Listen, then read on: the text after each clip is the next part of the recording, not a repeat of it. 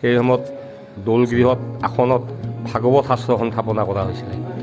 ভাগৱত শাস্ত্ৰক অৱলম্বন কৰি দৌল মহোৎসৱ কৰিছিলে আৰু ভাগৱত শাস্ত্ৰখনক বৰপেটা সত্ৰ চাৰিওপিনে 7 পাক ঘূৰাইছিলে। কিন্তু আজিৰ পৰ্যায়ত সেই দৌল মহোৎসৱত ভাগৱতৰ সলনি বিগ্ৰহ স্থাপনা হৈছে। দৌল বুলি ক'লে মনলৈ আহে বৰপেটা দৌল উৎসৱ আৰু বৰপেটা দৌল মহোৎসৱৰ আকৰ্ষণীয় কেন্দ্ৰবিন্দু হৈছে বৰপেটা সত্ৰ। প্ৰাণৰো প্ৰাণ বৰপেটা দৌল মহোৎসৱৰ বহু পুৰণি কথা, লগতে তাহানিত গুৰুজনাই আৰম্ভ কৰা দৌল মহোৎসৱ আৰু আজিৰ দৌল মহোৎসৱৰ মাজত কিবা পাৰ্থক্য হ'ল নেকি, জানো আহক বৰপেটা সত্ৰৰ ডেকা সত্ৰীয়া গৌতম পাঠক প্ৰভুৰ পৰা।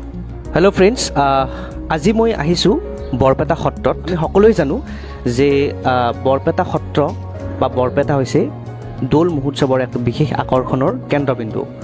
এতিয়া আছোঁ বৰপেটা সত্ৰৰ ডেকা সত্ৰীয়া বাপজনাৰ কাষত আছোঁ।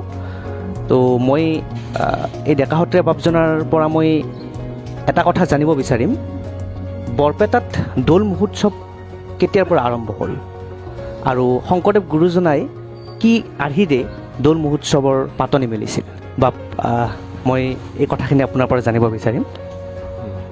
দ্বিতীয় বৈকুণ্ঠপুৰী বৰপেটা সত্ৰ মহাপুৰুষ শ্ৰী শ্ৰী মাধৱ গুৰুজনাই 1583 খ্ৰীষ্টাব্দত এই বৰপেটা সত্ৰ প্ৰতিষ্ঠা কৰিছিলে।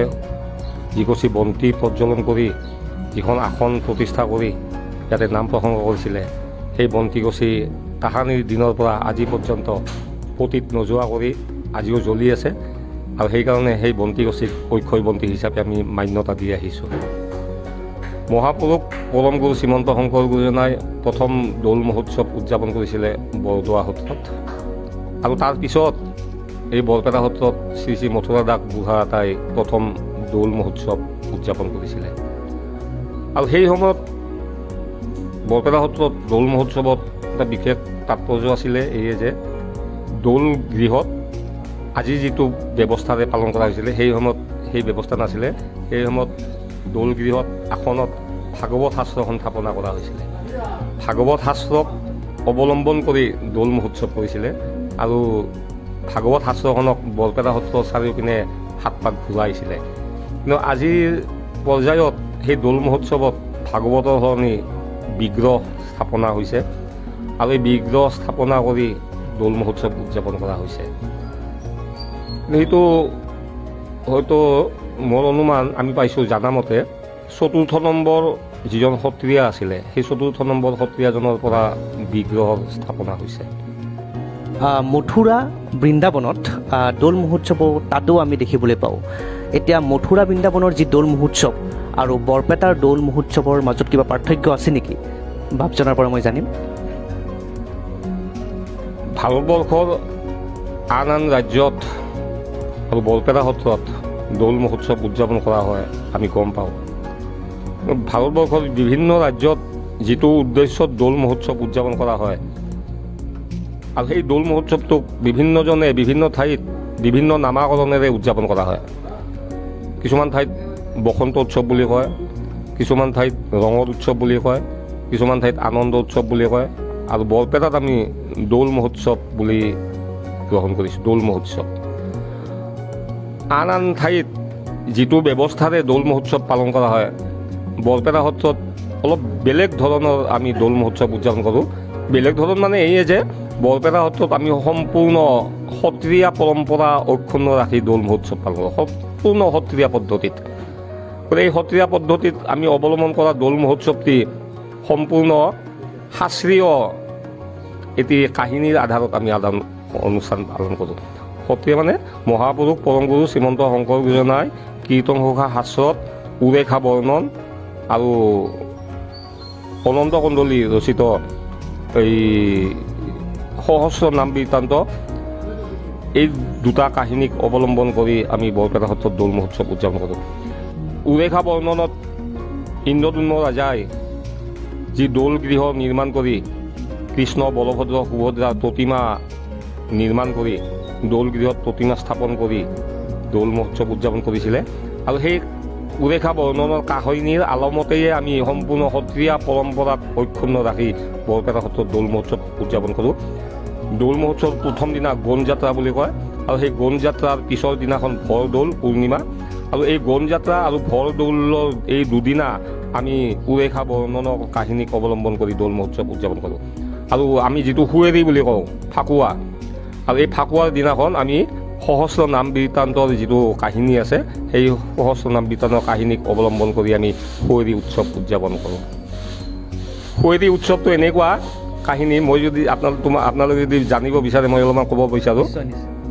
সুঁৱেৰীৰ দিনাখন আমি এই সহস্ৰ নাম বৃত্তান্তৰ কাহিনীৰ এটা আধাৰত আমি অৱলম্বন কৰোঁ। কাহিনীটো এনেকুৱা যে ইন্দ্ৰদ্যুম্ন ৰজাৰ এগৰাকী ছোৱালী আছিলে ঘুনুচা। সেই ঘুনুচাই সৰু কালৰ পৰাই ঈশ্বৰ কৃষ্ণৰ ভক্তি আচৰণ কৰিছিলে আৰু সেই কাৰণে কৃষ্ণইও ঘুনুচাক নিজৰ প্ৰেয়সী হিচাপে গ্ৰহণ কৰিছিলে। আমি প্ৰেমিকা বুলি কওঁ। এই ইন্দ্ৰদ্যুম্ন ৰাজাই ঘুনুচাৰ মনৰ ভাৱনাটো বুজি পায় ঘুনুচাক কৈছিলে যে ঘুনুচা তুমি চিন্তা নকৰিবা, তুমি ঈশ্বৰৰ লগত সম্বন্ধ যি ৰাখিব বিচাৰিছা সেই সম্বন্ধটো ৰাখিবৰ কাৰণে মই তোমাক এখন ঠাইত এটি ঘৰ নিৰ্মাণ কৰি দিম, নিৰিবিলি ঠাইত, তাতে তুমি থাকিবা আৰু ঈশ্বৰক চিন্তা কৰিবা।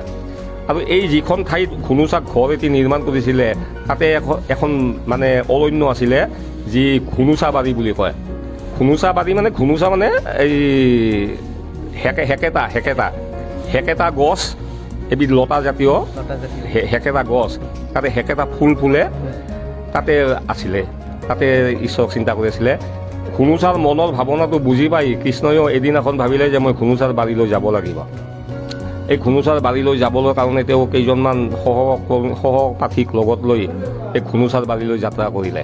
যাত্ৰা কৰি তাত তেওঁ 3 দিন থাকিলে। 3 দিন থকাত ইপিনে কৃষ্ণৰ ভাৰ্যা লক্ষ্মীয়ে মহা চিন্তাত পৰিলে, ঘৰত লক্ষ্মীক নোকোৱা কৰি গৈছে, ঘৰলৈ অহা নাই।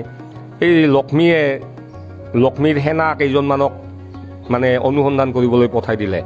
পঠাই দিয়াত সেনাসকলেও অনুসন্ধান কৰি অৱশেষত সেই ঘুনুচাৰ বাৰীত যেতিয়া উপস্থিত হ'ল, ঘুনুচাৰ বাৰীত উপস্থিত হৈ দেখা পালে কৃষ্ণই সেই ঘুনুচাৰ বাৰীত এই হেকেটা গছৰ যিটো ফুল আছিলে, হেকেটা ফুল, সেই হেকেটা ফুলবিলাক কৃষ্ণই খাই আছিলে। আমাৰ সেয়ে হেকেটা খোৱা বুলি কয়। আৰু এনেদৰে যেতিয়া গম পাই সেনাবিলাকে লক্ষ্মীক খবৰটো দিলে, কৃষ্ণইও গম পালে যে মোক বিচাৰি পালে লক্ষ্মীয়ে মোক বেয়া পাব, গতিকে এই বুলি ভাবি সিদিনাখনেয়ে কৃষ্ণই ঘুনুচা বাৰীৰ পৰা উভতি আহিলে। উভতি আহি যেতিয়া দুৱাৰমুখ পালে ঘৰৰ, তেতিয়া লক্ষ্মীয়ে বাধা দিলে, হেঙাৰ এখন পাতিলে যে কৃষ্ণক সোমাবলৈ নিদিয়ে। মানে এটা বেলেগ সম্পৰ্কত গৈছিলেতো ঘুনুচাৰ লগত, গতিকে লক্ষ্মীয়ে বাধা দিলে। বাধা দিয়াত কৃষ্ণই কি কৰিব, উপায় নাই, হেঁচা ঠেলা লাগিলে। লক্ষ্মীৰ সেনাই আহিবলৈ নিদিয়ে, কৃষ্ণৰ সেনাবিলাকে সোমাই আহে। এই হেঁচা ঠেলা লাগিলে অৱশেষত কৃষ্ণৰ সেনাবিলাকে লক্ষ্মীৰ সেই হেঙাৰ ভাঙি ভিতৰলৈ সোমাই আহিলে। সোমাই আহি যেতিয়া ঘৰৰ দুৱাৰমুখ পালে, তেতিয়া লক্ষ্মী আৰু কৃষ্ণৰ মাজত মহা এখন তৰ্কযুদ্ধ লাগিলে। কৃষ্ণই যুক্তি দিছে, লক্ষ্মীয়ে যুক্তি দিছে। অৱশেষত কৃষ্ণই লক্ষ্মীৰ যুক্তিত হাৰ মানিলে। হাৰ মানি অলপমান দণ্ড অৰিহণা, আমাৰ যিটো জৰিমনা বুলি কয়, সেই জৰিমনা অলপমান লক্ষ্মীক দি কৃষ্ণই মীমাংসা কৰি অৰ্থাৎ অৱশেষত লক্ষ্মীৰ ঘৰত যাই প্ৰৱেশ কৰিলে। এই কাহিনীটোক অৱলম্বন কৰি আমিও বৰপেটা সত্ৰত সেই সুঁৱেৰী উৎসৱটো পালন কৰোঁ। অৱস্থাত সেই আমি কৃষ্ণক দোলাত থাপনা কৰিম। থাপনা কৰি সমস্ত বাপ বান্ধৱসকলে সেই কৃষ্ণক দোলাত বান্ধি আমাৰ ঘুনুচা বাৰীলৈ যাব। এই কলবাৰী সত্ৰ বুলি কয়, এই গণকুচি সত্ৰৰ ওচৰত এই কলবাৰী সত্ৰলৈ আমি ভাৰ বান্ধি তেওঁক লৈ যাম। তাতে হেকেটা খাব, হেকেটা খাই উভতি আহিব। উভতি আহি আমাৰ ভকতসকলে এই দালানৰ সন্মুখত বাঁহৰ 3ডাল বাঁহেৰে হেঙাৰ পাতিব। হেঙাৰ পাতি কৃষ্ণৰ সেনাবিলাকে হেঁচি আহিব আৰু এই লক্ষ্মীৰ সেনাবিলাকে বাধা দিব। অৱশেষত কৃষ্ণৰ সেনাবিলাকে জোৰ কৰি হেঁচি ঠেলি আহি সেই বাঁহ 3ডাল ভাঙিব। আমাৰ বাঁহ ভঙা পৰ্ব বুলি কয়। সেই বাঁহ ভঙা পৰ্ব হোৱাৰ পিছত কৃষ্ণই ভিতৰলৈ আহিব। ভিতৰলৈ আহি আমাৰ মহাপ্ৰভু মাধৱদেৱৰ বাসস্থান, যিটো মঠৰ চোতাল বুলি কয়, এই মঠৰ চোতালত লক্ষ্মী আৰু কৃষ্ণৰ মাজত এখন তৰ্কযুদ্ধ হ'ব। সেইখন ভাওনা আমি ইয়াতে কৰিম। আৰু সেই ভাওনাখন হোৱাৰ পিছত কৃষ্ণই যেতিয়া দণ্ড ভৰি লক্ষ্মীক মান্যতা দিব, তাৰপিছত লক্ষ্মীও সৈমান হৈ কৃষ্ণক ঘৰলৈ প্ৰৱেশ কৰিবলৈ অনুমতি দিব। আৰু সেই অনুমতি লৈ কৃষ্ণই যেতিয়া গৃহত প্ৰৱেশ কৰিব, তাৰপিছত আমি এই দৌল মহোৎযাত্ৰা সমাপ্ত হোৱা বুলি ঘোষণা কৰা হয়। দৌল মহোৎসৱটো যেতিয়া আৰম্ভ হৈছিল এইটো শংকৰদেৱ গুৰুজনাৰ আগতে দৌল মহোৎসৱ মানে হৈছিল নেকি? হয়তো বেলেগ ঠাইত হ'ব পাৰে, কিন্তু আমি বৰপেটা সত্ৰত মথুৰা বুঢ়াতাৰ দিনৰ পৰা দৌল মহোৎসৱটো পাইছোঁ। আৰু বৰদোৱাত শংকৰদেৱে দৌল মহোৎসৱ পালন কৰিছিলে। তাৰে আগতে ভাৰতবৰ্ষতো বিভিন্ন ঠাইত কিবা ৰঙৰ উৎসৱ, আনন্দ উৎসৱ এইটো পাতিছিলে, কিন্তু আমি বৰপেটা সত্ৰত বুঢ়াতাৰ দিনৰ পৰা দৌল মহোৎসৱটো পাইছোঁ। অহা চ'ত মাহৰ 10, 11, 12 চ'ত তিনিদিনীয়া কাৰ্যসূচীৰে আমি বৰপেটা সত্ৰত মহা আড়ম্বৰপূৰ্ণভাৱেৰে দৌল মহোৎসৱ উদযাপন কৰিবৰ কাৰণে আয়োজন কৰিছোঁ। বিস্তৃত কাৰ্যসূচীৰে ইতিমধ্যে ৰাইজৰ সমাগম হৈছে দৌল উৎসৱ উপলক্ষে।